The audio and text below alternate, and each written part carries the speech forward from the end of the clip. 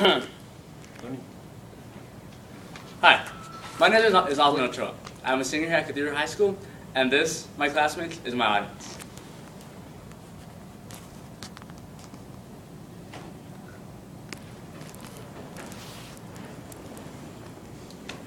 Now, today my project is to clear up any misconceptions about the sport of swimming.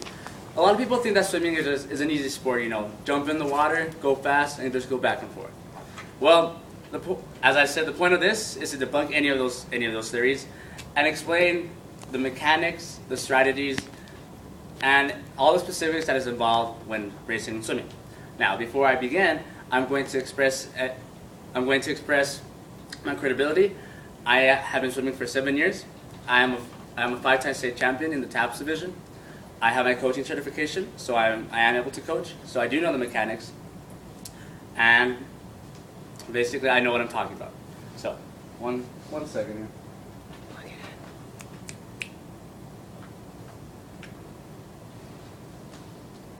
Now, the strokes. Swimming is comprised of five types of races. You have your butterfly race, your backstroke race, your breaststroke race, your freestyle race, and your individual medley, or known as the IM.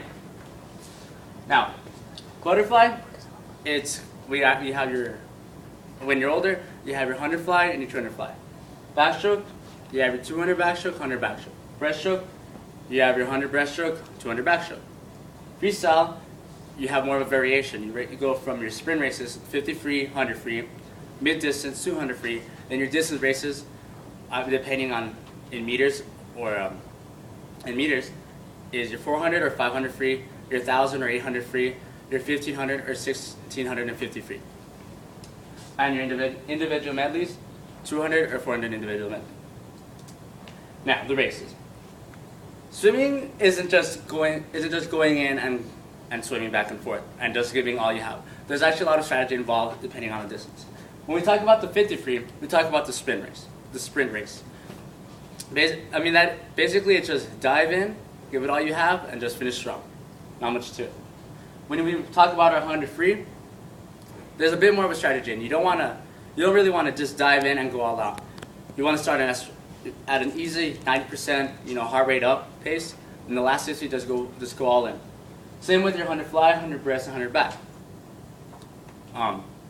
And also in the 200 free, as I said, it's a mid-distance race. 200 free, 200 fly, 200 breast, 200 back, 200 IM. You dive in. At least the way I would advise my swimmers to do it.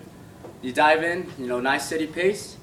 Build in the second 50, third 50, and then the fourth 50 just go in all strong.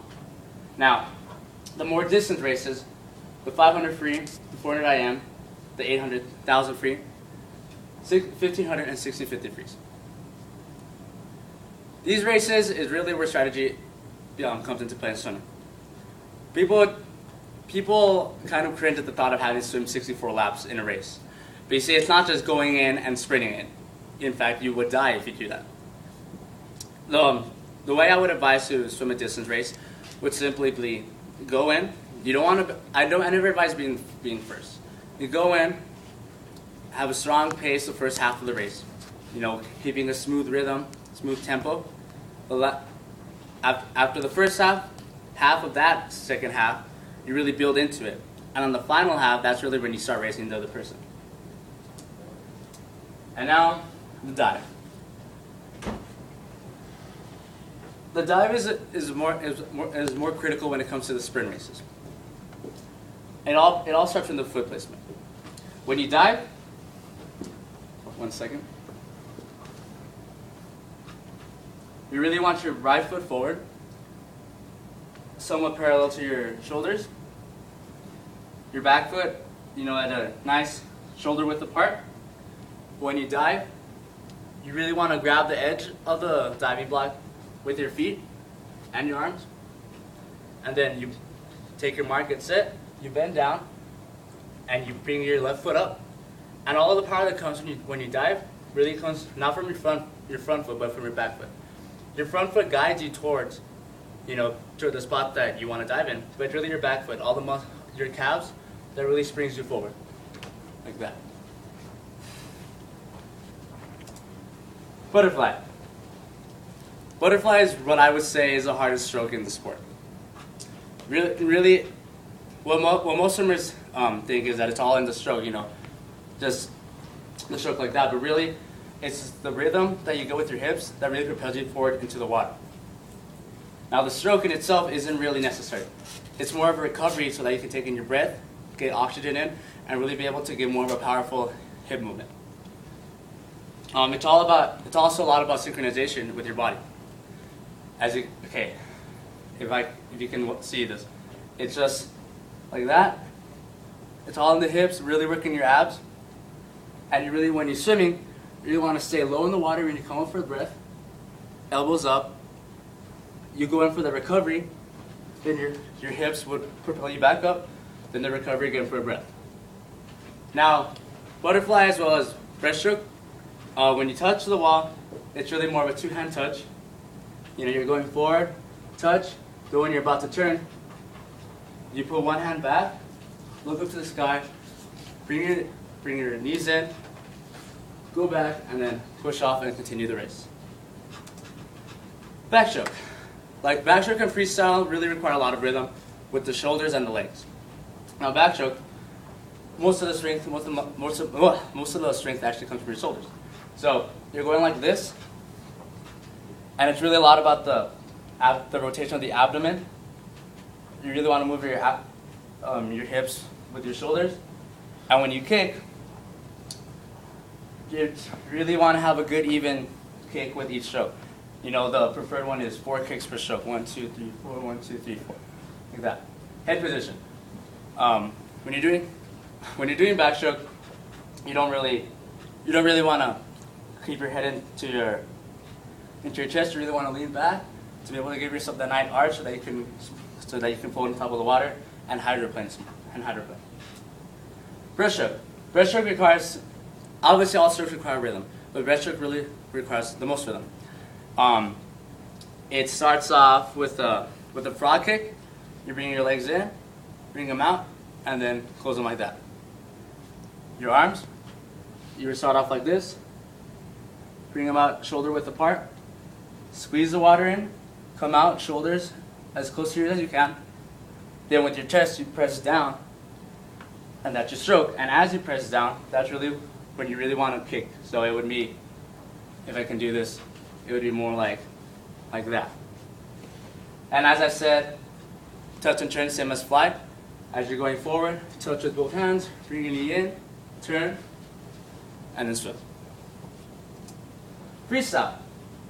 The most basic stroke, but it can also be the hardest stroke depending on the race. Just like backstroke, it requires a lot of the shoulder rotation. So when you're swimming, you're guiding the water with your shoulders, keeping yourself as parallel as you can with the water. You really want to stay afloat. More so like this, again kicking more like that.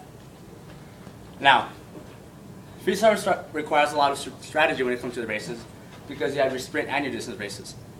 As I said before, your sprint races, it's just more power. You really just want to claw out the water and just push and push. When you're doing your distance races, it's really more about getting a long, strong stroke, even pace, not too hard, but strong. Nice and long.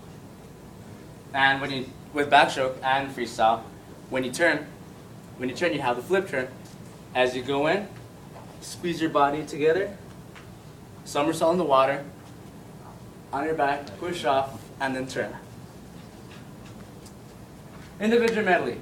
It is comprised of all 4 strokes in the order fly, back, breast, and free. It's basically the same strokes as you would do, except in the 200 you would do a 50 of each lap. In the 400 you do 100 of each lap, except there are special types of turns. When you turn from fly to back, you would touch with both hands, go on your back, and start swimming backstroke. Now when you do your backstroke, you have the option of touching with your hand, turning over, and turning. So why swimming? In conclusion, it builds up mental and physical strength. You got to be strong mind when you're racing and you feel the pain. It's therapeutic. Swimming back and forth actually relaxes you. the nice easy tempo breathing calms your mind down. And then it keeps you active in and out of the water, waking up early in the morning, got to get your homework done early. And from my experience, it has built a lot of close and meaningful relationships that I hope will last me forever. So that's my presentation. Thank you so much.